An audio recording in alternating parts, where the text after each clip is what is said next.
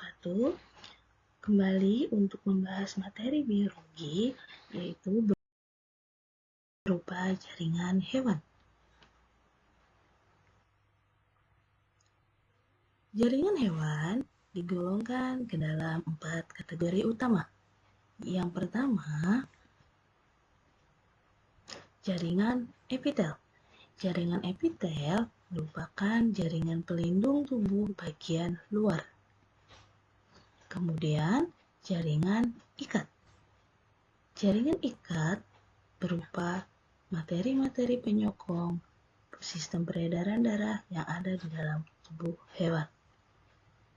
Kemudian, jaringan otot. Nantinya, jaringan otot ini dibagi menjadi 3. Ada otot polos, otot lurik, dan otot jantung. Kemudian, jaringan syaraf. Di dalam pembelajaran kali ini, kita akan mempelajari 4 jenis jaringan. Mari kita simak satu persatu berbagai jenis jaringan. Berikut merupakan gambar-gambarnya. Di sini ada jaringan epitelium, merupakan jaringan yang paling luar, terdapat pada lapisan kulit. Dan jaringan ikat terletak di bawahnya. Biasanya di sini berhubungan dengan sistem peredaran darah. Kemudian sistem rangka. Dan jaringan otot terletak di bawah dengan jaringan ikat. Setelah itu ada jaringan saraf. Jaringan saraf letaknya ada di bawah jaringan otot.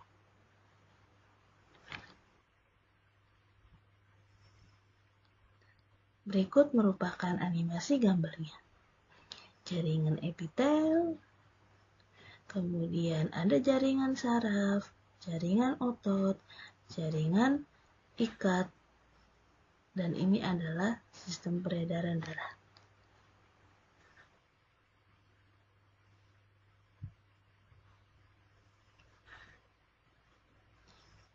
Pembahasan yang pertama merupakan jaringan epitel. Jaringan epitel terdapat sebagai lembaran-lembaran.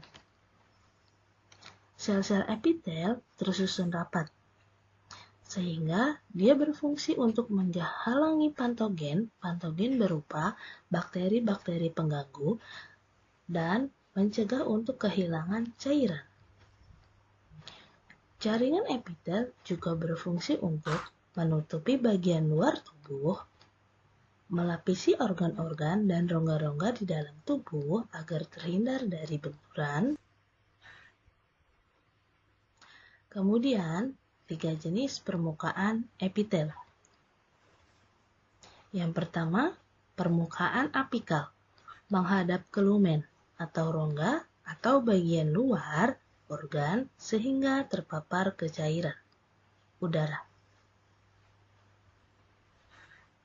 Kemudian, permukaan basal. Permukaan basal terletak di bawah permukaan apikal. Yang terakhir ada permukaan lamina basal.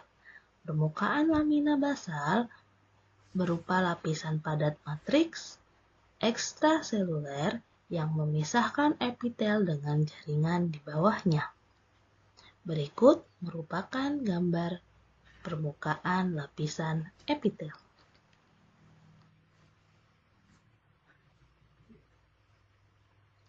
Selanjutnya, terdapat macam-macam jaringan epitel. Macam jaringan epitel terbagi berdasarkan bentuk selnya. Yang pertama, epitel pipih atau squamosa, berbentuk seperti ubin lantai yang kotak-kotak. Kemudian, epitel kuboid atau epitel kubus, berbentuk seperti dadu. Yang ketiga, epitel kolumnar atau epitel batang, berbentuk seperti batu bata yang ditegakkan. Pembahasan yang pertama mengenai jaringan epitel pipih. Terbagi atas dua, yaitu epitel pipih selapis. Yang kedua, epitel pipih berlapis. Mari kita bahas untuk epitel pipih selapis.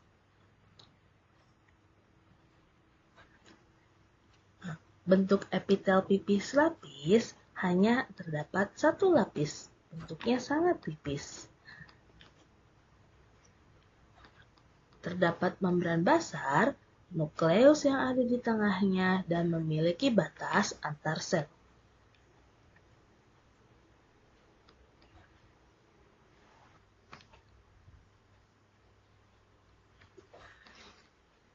Ciri-ciri untuk epitel pipih selapis, yang pertama, tipis dan mudah ditembus. Yang kedua, berisi sedikit sitoplasma yang membungkus inti di bagian tengah. Yang ketiga, berfungsi dalam pertukaran nutrien dan gas-gas melalui difusi.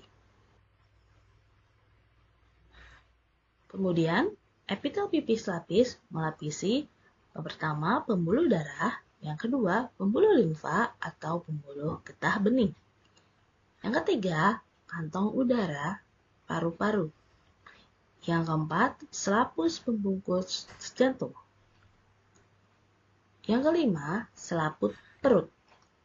Yang keenam, ginjal, yaitu terdapat di kapsula Bowman dan Henle. Yang kedua, terdapat epitel pipih berlapis. Bentuknya seperti kubus yang kotak-kotak. Nah, epitel pipih berlapis ini beregenerasi dengan cepat melalui pembelahan sel di dekat lamina basal. Sel-sel barunya terdorong keluar, menggantikan sel-sel yang terkikis lepas. Kemudian, epitel pipih berlapis ini dijumpai pada permukaan yang mengalami abrasi, misalnya terluar, kulit paling luar, lapisan-lapisan esofagus, anus, dan vagina.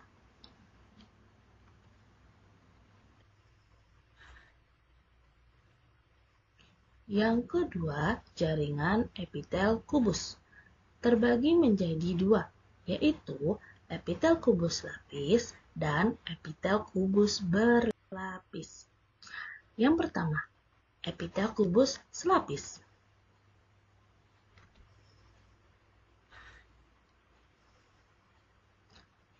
Bentuk-bentuk selnya seperti dadu. Dapat lihat di gambar, bentuknya sangat mirip seperti dadu. Terdapat membran basal dan nukleus yang ada di tengahnya.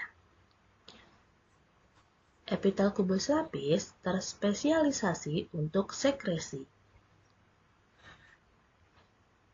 Kemudian, epitel kubus lapis merupakan penyusun tubulus ginjal, kelenjar-kelenjar tiroid, dan kelenjar ludah. Yang kedua, epitel kubus berlapis. Berikut gambarnya. Seperti kubus, seperti dadu, tapi dia banyak lapisannya. Berbeda dengan epitel kubus lapis, tadi hanya satu lembar, tapi kalau yang epitel kubus berlapis, dia memiliki berapa tingkatan. Nah, ini ciri-ciri untuk epitel kubus berlapis. Lapisannya banyak. Kemudian, fungsinya sebagai pelindung gesekan dan pengelupasan, absorpsi, dan sekresi. Terdapat pada folikel ovarium, permukaan ovarium, testis, saluran kelenjar minyak, kelenjar keringat pada kulit, dan berikut merupakan gambarnya.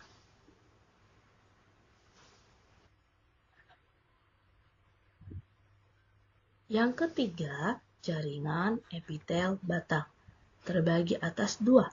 Yang pertama, epitel batang selapis. Yang kedua, epitel batang berlapis. Yang pertama, epitel batang selapis.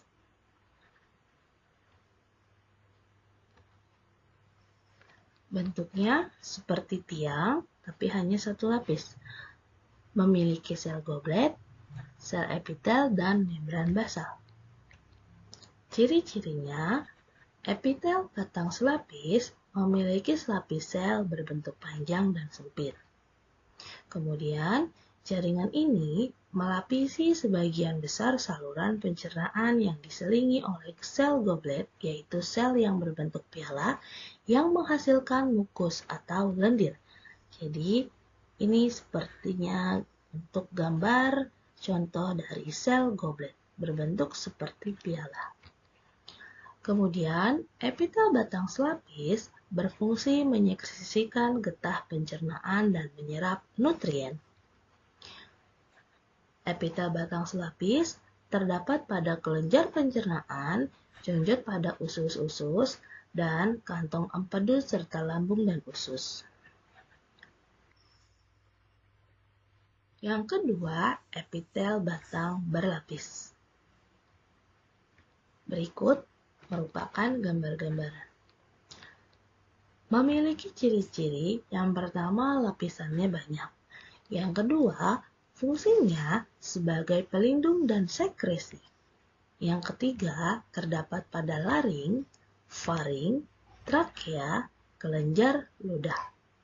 Jadi, epitel batang berlapis ini kebanyakan terdapat pada sistem pernafasan manusia. Berikut merupakan gambarnya.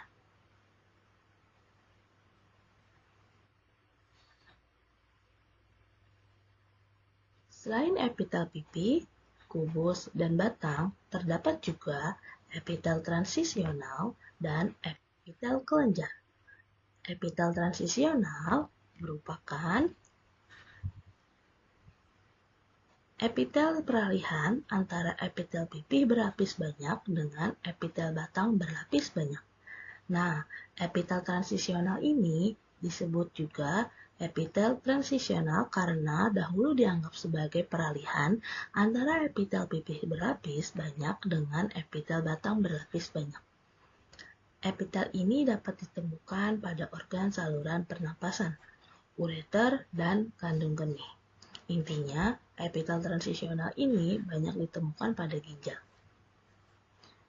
Kemudian, saat kandung kemih berisi urin, sel epitel akan berbentuk seperti kubus, bahkan bisa berbentuk pipih. Namun, apabila kandung kemih tidak terisi, maka epitel transisional kembali ke bentuknya seperti semula. Berikut merupakan gambar epitel transisional. Epitel transisional ini terdapat di kandung kemih. Kemudian, yang kedua, epitel kelenjar.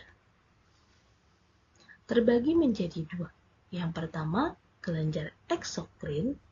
Yang kedua, kelenjar endokrin. Yang pertama, kelenjar eksokrin. Kelenjar eksokrin merupakan jika sekresi kelenjar dialirkan ke permukaan melalui saluran, contohnya kelenjar lambung, pankreas, kelenjar ludah, dan kelenjar keringat. Berikut merupakan gambar kelenjar eksokrin. Yang kedua, kelenjar endokrin. Kelenjar endokrin jika sekresi kelenjar langsung masuk ke aliran darah. Kelenjar endokrin tidak memiliki saluran. Contohnya, kelenjar hormon seperti kelenjar hipofisis, kelenjar tiroid, kelenjar paratiroid, kelenjar timus, dan kelenjar adrenal. Berikut merupakan gambar dari kelenjar endokrin. Jaringan otot. Jaringan otot tersusun dari sel-sel otot. Jaringan otot merupakan alat gerak aktif, di mana jaringan otot ini yang menggerakkan rangka. Jika tidak ada otot, maka rangka tidak akan bisa bergerak. Kemudian,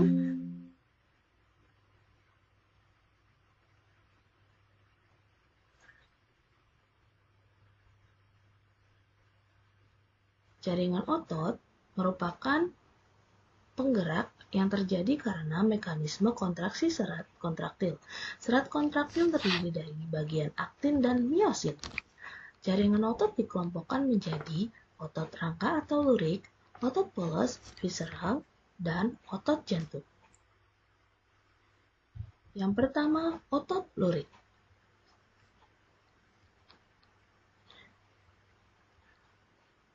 Otot lurik disebut juga otot rangka karena melekat pada rangka atau tulang. Berbentuk silinder panjang dan tidak bercabang. Kemudian, inti sel banyak terletak di tepi. Banyak terdapat inti sel yang terletak di tepi.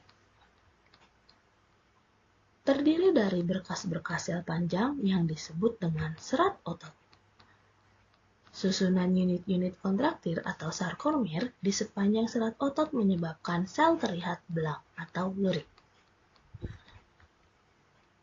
Bertanggung jawab atas pergerakan sadar, volunteer. Aktivitasnya menimbulkan kelelahan, jadi sifatnya dapat cepat lelah dan geraknya yaitu sadar. Sadar ini maksudnya adalah dipengaruhi oleh pikiran manusia. Berikut merupakan gambaran dari otot lurik.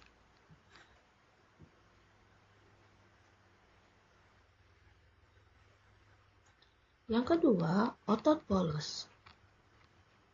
Otot polos tidak berlurik karena tidak memiliki sarkomer.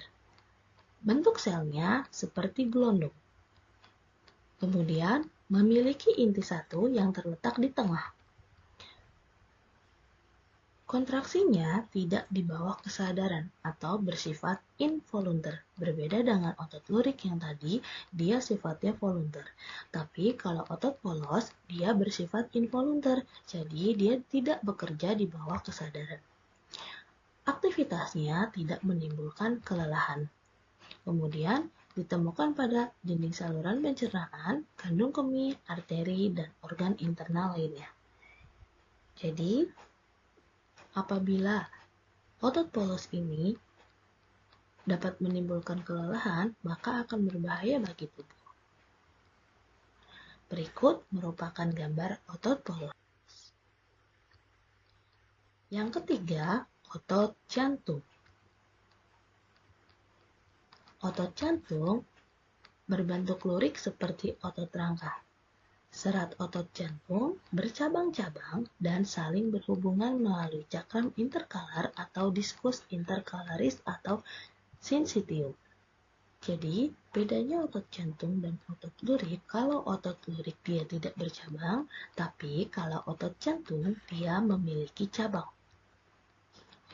Memiliki satu atau dua inti di bagian tengah sel.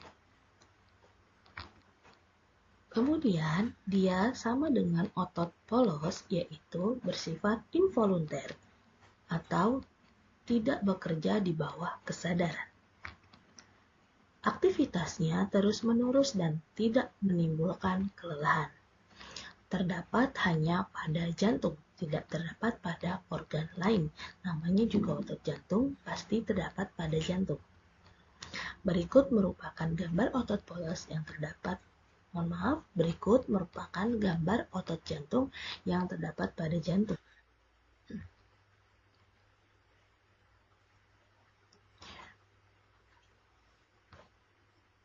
Untuk memudahkan dalam pembeda antara otot polos, otot lurik, dan otot jantung, Ibu membuat tabel perbedaannya.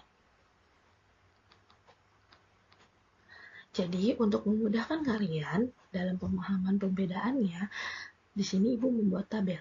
Untuk aspek pembeda, bentuk ujung, jumlah nukleus, letak nukleus, tipe kontrol, kecepatan kontraksi. Di sini dapat kalian lihat otot polos ini bentuknya runcing, otot lurik bentuknya tumpul, dan otot jantung itu bentuknya bercabang. Jumlah nukleus atau jumlah inti sel pada otot polos itu memiliki satu inti sel. Kemudian otot lurik memiliki banyak inti sel. Otot jantung hanya memiliki 1 atau 2 inti sel. Kemudian letak inti sel untuk pada otot polos itu terletak di tengah, sedangkan otot lurik terletak di tepi. Nah, otot jantung itu terletak pada tengah. Otot polos bekerja di luar kehendak, sedangkan otot lurik menurut kehendak. Otot jantung di luar kehendak. Jadi, misalkan seperti ini. Otot polos dan otot jantung itu tidak bisa kita berhentikan sendiri. Misalkan jantung, ayo berhenti untuk bekerja. Otot polos, ayo berhenti untuk bekerja. Itu tidak mungkin bisa. Tapi kalau otot lurik, itu secara otomatis. Jika kita ingin berlari, atau berhenti, atau melompat, itu berarti dia kehendak kita. Kehendak pikiran kita sendiri. Nah, untuk kecepatan kontraksinya, otot polos itu lambat. Otot lurik itu cepat, dan otot jantung sangat sedang. Berikut gambaran pembedaannya. Letak untuk otot lurik atau otot rangka otomatis terdapat pada rangka, sedangkan otot jantung ini otomatis terdapat pada jantung. Dan otot polos ini terdapat pada organ dalam sistem pencernaan. Di sini terdapat pada lambung. Otot polos juga terdapat pada usus-usus. Selanjutnya, jaringan saraf.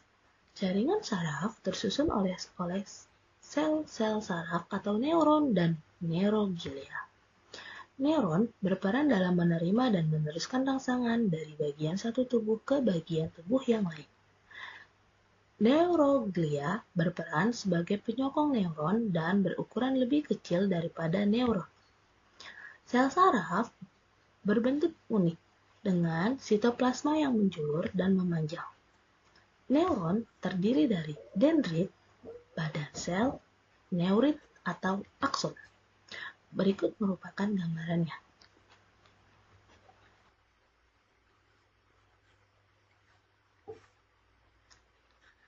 Untuk yang pertama, dendrit. Dendrit merupakan jaluran sitoplasma yang relatif pendek dari bagian sel yang berfungsi membawa rangsang ke badan sel.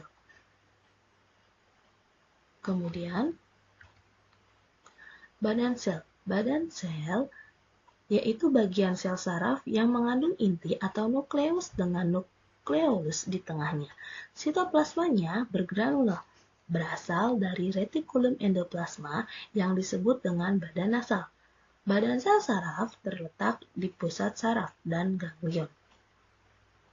Ganglion adalah kumpulan badan sel saraf. Ganglion terletak di tempat-tempat tertentu seperti di kiri dan di kanan sumsum tulang belakang. Neurit atau akson. Di sini gambar aksonnya yaitu julukan sitoplasma yang panjang dari badan sel yang berfungsi membawa rangsang dari badan sel ke neuron lain. Akson ini biasanya dibungkus oleh sel Schwann yang berfungsi dalam regenerasi neurit dan dendrit yang rusak. Pada neurit ada selubung mielin yang berfungsi sebagai isolator juga berperan sebagai pengendalian nutrisi. Antara akson satu dengan neurin dengan dendrit neurin lainnya ditautkan oleh suatu badan, yaitu nodus Reinfeldt. Berikut merupakan gambarnya.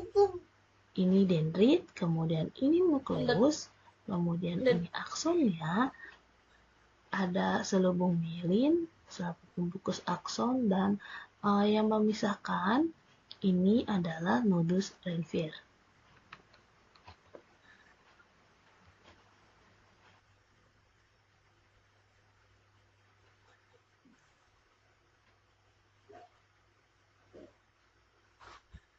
Berdasarkan fungsinya, neuron dapat dibedakan menjadi neuron sensorik, berfungsi menerima dan meneruskan rangsang dari indera ke saraf pusat. Kemudian, neuron motorik, berfungsi membawa atau menyampaikan impuls dari saraf pusat ke efektor. Dan yang ketiga, neuron asosiasi, berfungsi menyampaikan impuls dari neuron sensorik ke neuron motorik. Jaringan ikat. Jaringan ikat merupakan kumpulan sel yang amat jarang dan tersebar dalam matriks ekstraseluler. Sel-sel jaringan ikat memiliki bentuk yang tidak teratur. Paling banyak terdapat di dalam tubuh. Jaringan ikat ini tersusun dari matriks berupa serat dan bahan dasar, dan sel-sel penyusun. Jaringan ikat terdiri dari matriks, sel-sel penyusun. Matriks nantinya akan terdiri dari serat dan bahan dasar. Kemudian sel-selnya ini terdiri dari fibroblast, makrofag, sel tiang, sel lemak, sel plasma, dan leukosit. Nah, untuk yang serat, ini terdiri dari serat elastin, serat retikuler, dan serat kolagen. Yang pertama, matriks. Matriks berupa bahan dasar, media cair homogen berbentuk sol, gel, atau gel kaku. Komponen utama, glikosaminoglikan atau asam mukopolisakarida, terdiri atas 2, asam hyaluronat dan kondroitin sulfat. Berikut merupakan jenis glikosaminoglikan. Sifatnya untuk asam hyaluronat, dia memiliki sifat lentur, kandungannya tidak bersulfat, ditemukan pada cairan sinovial badan vitreous humor, terletak pada mata. Kemudian jenis yang kedua, kondroitin sulfat, sifatnya kaku, kandungannya bersulfat, ditemukan pada tulang rawan dan tulang keras. Karena dia bersifat kaku, maka ditemukan banyak pada tulang rawan dan tulang keras.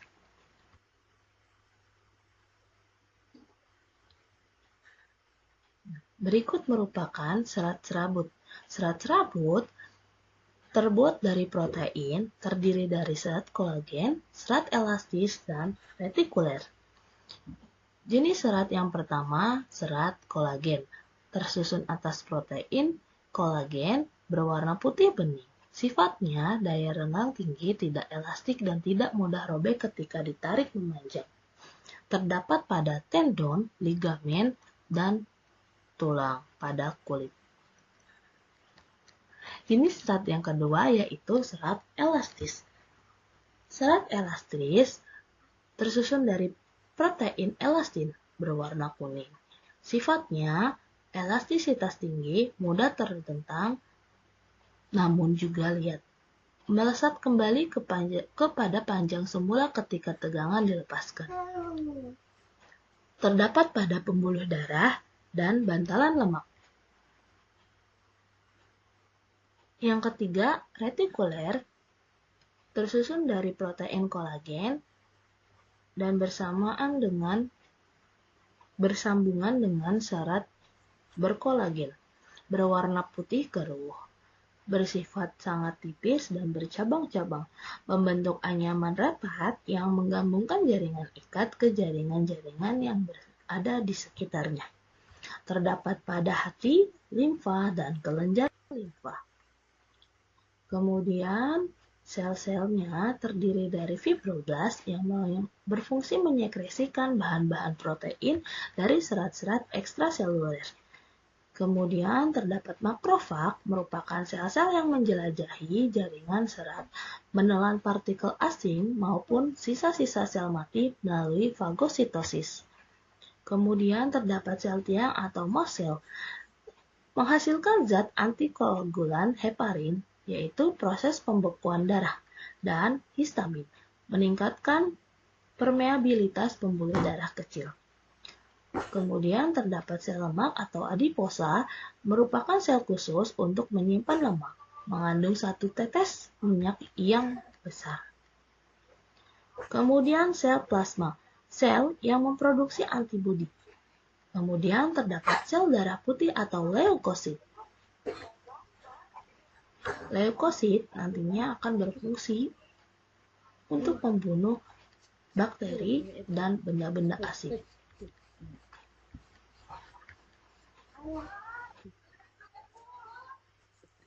Jenis jaringan ikat.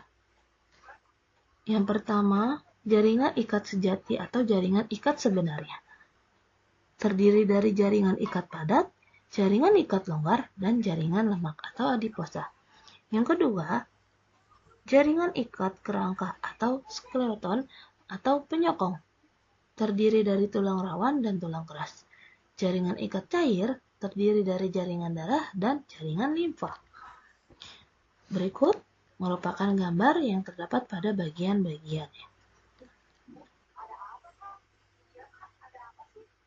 Jaringan ikat padat tersusun atas protein, terdiri atas 3 macam. Yang pertama kolagen, yang kedua elastik, yang ketiga retikular. Ditemukan pada tendon. Tendon merupakan melekatkan otot ke dalam tulang. Kemudian ditemukan pada ligamen. Ligamen merupakan menghubungkan dua tulang pada persendian. Yang kedua, jaringan ikat longgar. Pada persebaran luas di dalam tubuh, serat-serat yang berkolagen, elastik, dan retikular dalam tipe jaringan ini mengikat epitel jaringan-jaringan di bawahnya dan menahan organ-organ yang ada di posisi. Selanjutnya, jaringan ikat lemak atau adiposa. Jaringan ikat longgar terspesialisasi yang menyimpan banyak lemak di dalam sel-sel adiposa. Jaringan ini berfungsi membantali dan menginsulasi tubuh, menyimpan bahan bakar sebagai molekul-molekul lemak.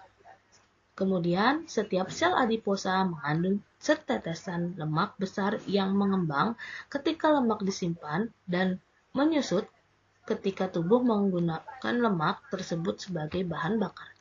Berikut merupakan gambarnya. Selanjutnya, tulang rawan atau kartilago.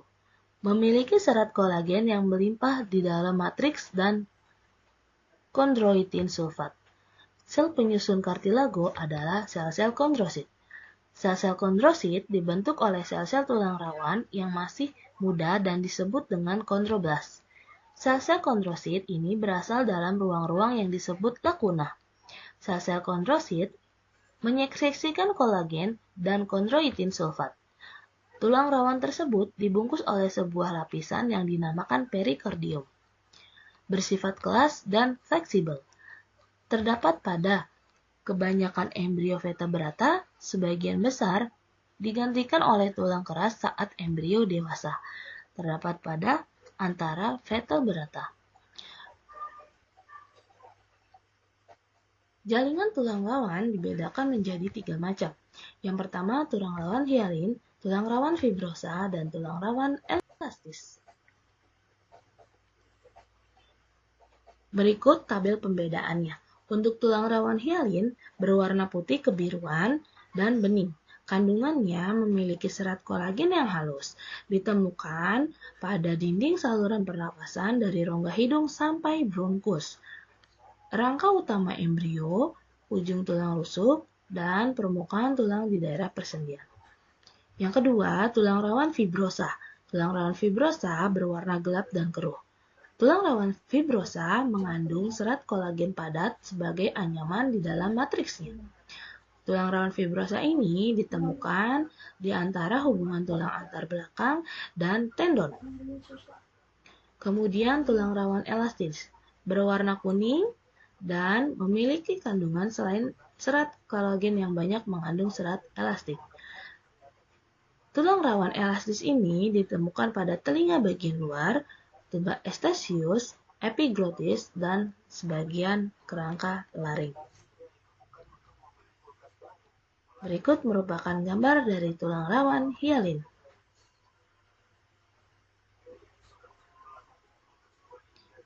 Berikut merupakan gambar dari tulang rawan elastis yang terdapat pada hidung dan telinga. Berikut merupakan tulang rawan fibrosa. Yang kelima, tulang keras. Tulang keras matriksnya berserat kolagen. Kemudian jaringan ikat termineralisasi. Memiliki kalsium, magnesium, dan ion-ion sulfat berkombinasi menjadi mineral yang keras di dalam matriks. Terdiri dari osteoblast. Osteoblast merupakan sel-sel pembentuk tulang atau osteosit.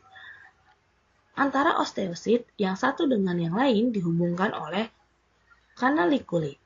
Kombinasi mineral yang keras dan kolagen yang fleksibel menjadikan tulang lebih keras lebih dari kartilago tanpa menjadi mudah patah.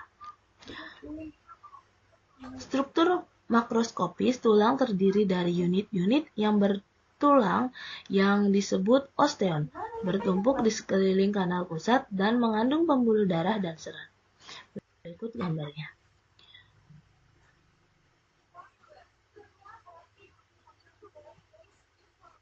Jaringan darah. Jaringan darah merupakan matriks ekstraseluler cair yang disebut plasma, terdiri dari air, garam, dan protein-protein yang terlarut. Nah, jaringan darah ini mengandung plasma yang mengandung eritrosit atau sel darah merah yang berfungsi untuk mengangkut oksigen, kemudian leukosit atau sel darah putih yang berfungsi untuk pertahanan tubuh, di mana leukosit ini yang membunuh kuman penyakit atau bakteri-bakteri yang akan masuk ke dalam tubuh. Kemudian ada platelet atau keping-keping darah membantu dalam proses pembekuan darah. Jadi kalau kita terluka, nah proses pembantian lukanya ini dibantu oleh keping darah. Berikut merupakan gambar-gambarnya.